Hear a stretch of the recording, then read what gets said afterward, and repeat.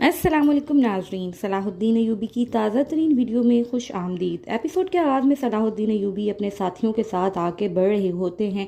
इसी लम्हे अहमद तेज़ी से आता है और कहता है एक अहम मामला है।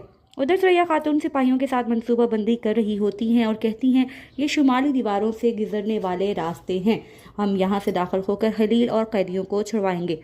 उनका खास सिपाही कहता है इन रास्तों को काफ़ी वक्त से इस्तेमाल में नहीं लाया गया, शायद ये हमारे लिए वाहिद रास्ता हो। सुरैया खातून कहती हैं बिल्कुल, हमारे पास कोशिश करने के सिवा कोई चारा नहीं है। उसी लम्हे कुछ तीर सिपाहियों के सरों से आर पार हो जाते हैं। ये देखकर वो सब तलवारें बेनियाम करके यहाँ वहाँ देखने लगते हैं।